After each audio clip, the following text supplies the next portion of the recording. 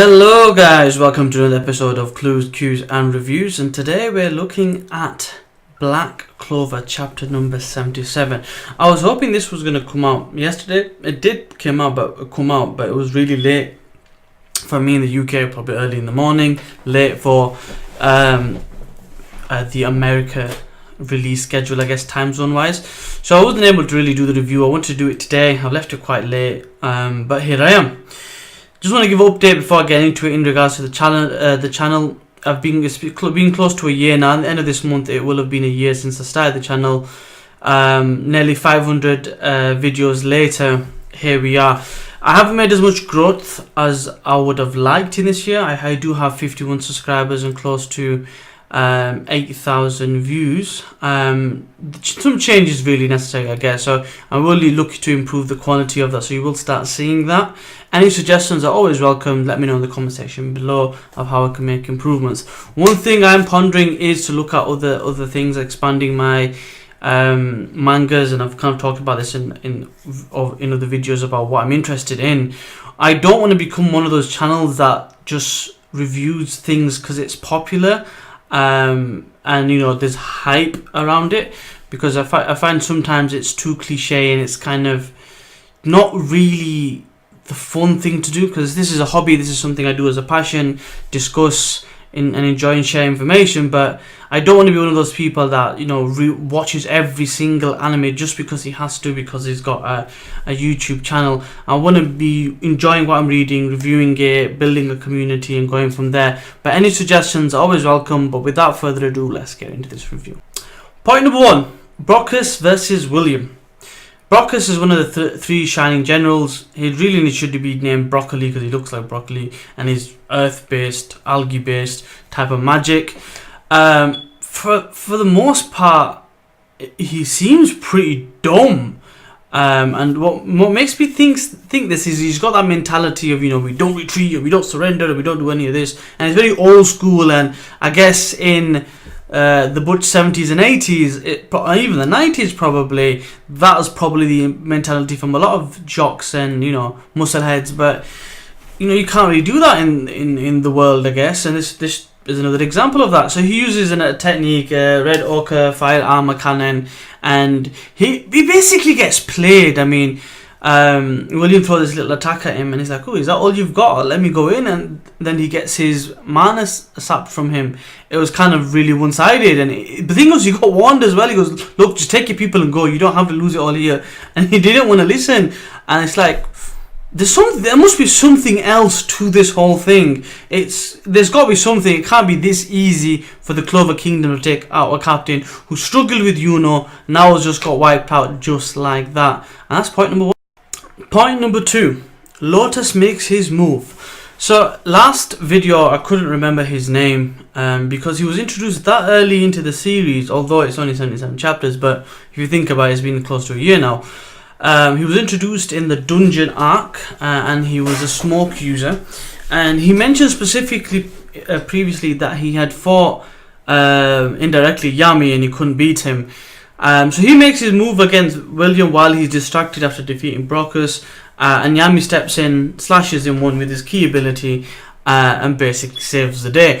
What made that funny was two things. Yami not even having a clue who this guy is, calling him a middle-aged man and an old man. Number 2 was the way he retreated. So the one thing I must say about Lotus is, regardless of how powerful he is or how lacking of power he is, he's clever enough to realize the situations and retreat.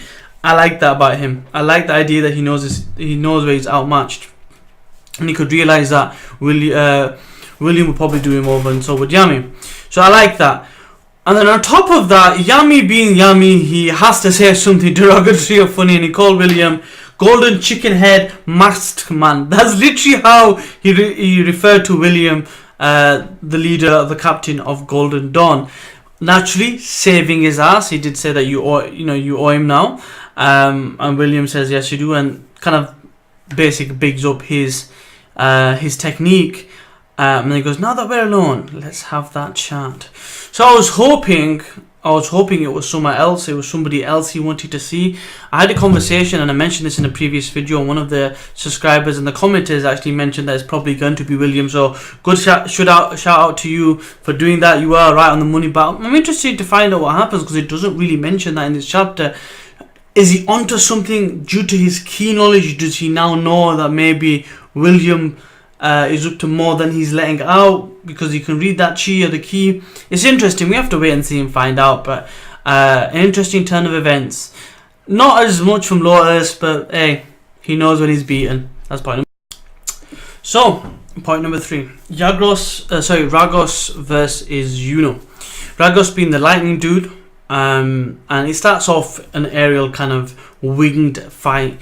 We get to see a battle of philosophies, I guess, in this segment of the chapter. And you can see that Ragus is more of a Diodora type of person. Did I say there's a name right? The guy from Naruto who does the bombs, who's all about art. I guess that's his type of mentality, and Ragus is all about the beauty of magic, and it's beautiful and artistic and that flair side of things.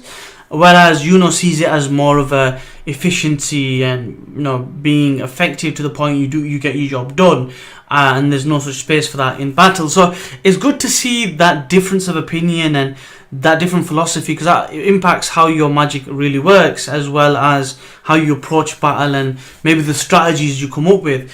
Ultimately, this leads to a beautiful hit, a one-hit KO, and does damage. And even to the point where Ragus says, "Oh, beautiful!" and he falls back.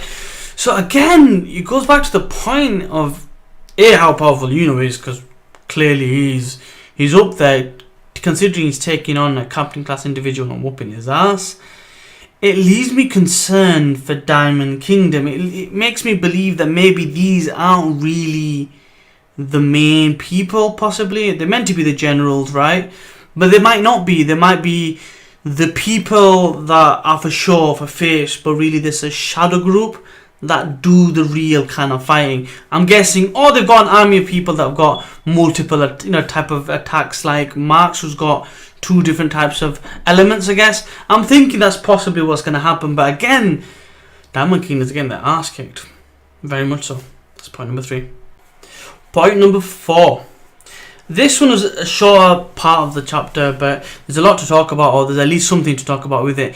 So Asta, after the battle, see each other, and they kind of talk about each other. Yuno's like, "Oh, I thought I saw you there. What the hell have you been up to? I can see that you've gotten stronger." Asta reciprocates, and Yuno smiles. Now this is important. So that's the summary. Now why it's important, what you can really read into is a few different things. The fact that he can smile means possibly a few things. Number 1, he put a high price or high pressure or high burden on himself to get better, to get stronger. And I think because he's made headway in that way, he's gotten himself in a position where he can take on captain level people. He's got reason to not be so mopey-dopey. At the same time, it could also be the fact that he's reunited with an old friend, a rival who's also growing in a different way. So the fact that he probably hasn't seen him in a while, probably a year now, based on timeline and what's been mentioned, there's probably a reason to smile, being reunited with an old friend, kind of like a brother, a rival, and that's possibly the reason for the smiling. Now, what kind of set this scene off, and it's always the case with Charmy around, is Charmy. Charmy like, "Oh my god, he's so handsome! Mr. Food, the Prince of Food." Always thinking about food, always thinking about and then now she's got competition. The competition is the Sylph, saying, "He's mad, stay away, cat fight about what happened." Bear in mind, the Sylph is powerful as an elemental, and so is Charmy.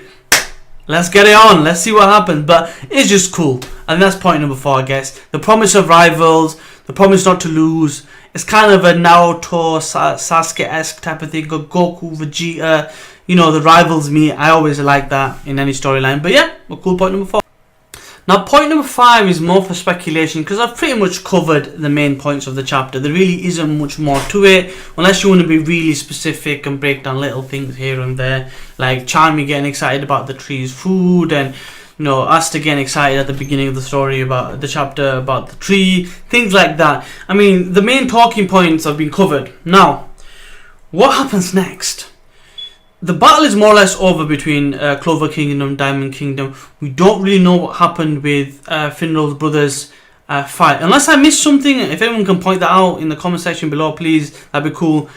That battle should be ongoing, or we're going to get that kind of wrapped up next chapter.